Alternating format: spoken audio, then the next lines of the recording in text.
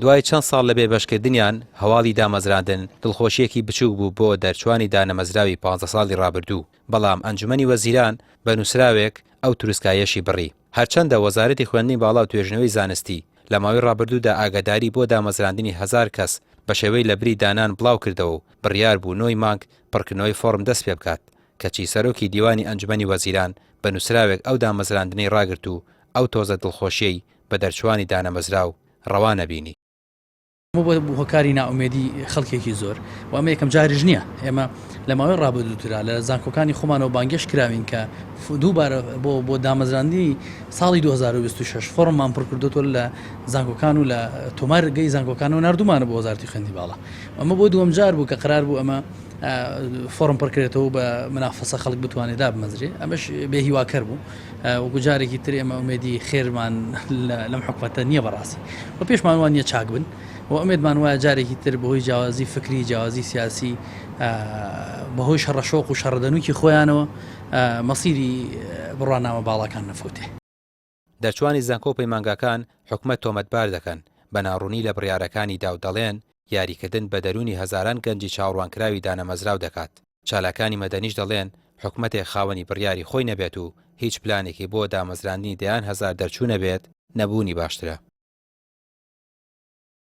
بەداخۆ زیاتر لە 120,000 تەخەڕوج هەیە لە باشووری کوردستان. هیچ یەکێک لەو تەخەڕوجانە نەیانتوانێت بە پێی مافی و شایستی خۆیان دامەزرێن.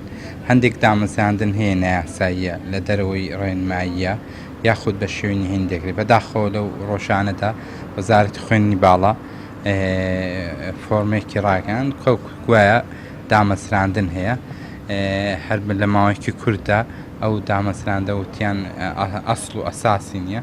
ئەمە دووبارە یاریکردنێکی ئەم دەسەڵاتەیە بە شعوری خەڵک.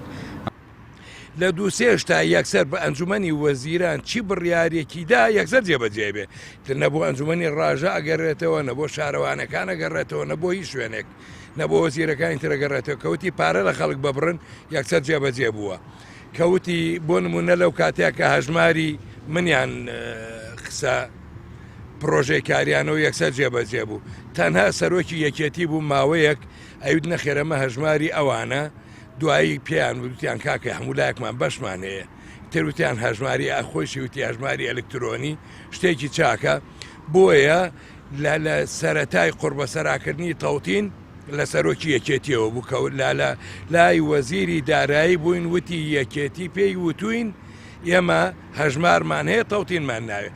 بۆ نمونە ئەمانە مەبەسم ئەمەیە خەڵک لە ئومێدا ئەهێڵنەوە بۆی ئیمڕۆ نابیانی بەڵام درۆزنترین کەس لە مێژووی مرۆڤایەتیە کە حکومڕانی کردبێ حکومڕانان و دەسەڵاتدارانی هەرێمی کوردستانن. هیوای هەزاران گەنجی خاوەن بڕوانامە دیسانەوە لە ناوبرا. پرسیارەکە ئەوەیە تاکەی بڕیارە دراوشاوەکانی سەرکاخەز لە واقعدا دەبنە دەرگای ئومێد و بە ڕووی دەرچوانی شایستەدا دەکرێنەوە کە زۆرینەش بۆ ئەو پرسیارە وەڵامیان ئەوەیە هیچ کات ئومێدی خێریان بەم دەسەڵات و حکومەتە نییە. ڕامیار عوسمان کەناڵی پێیان سلێمانی.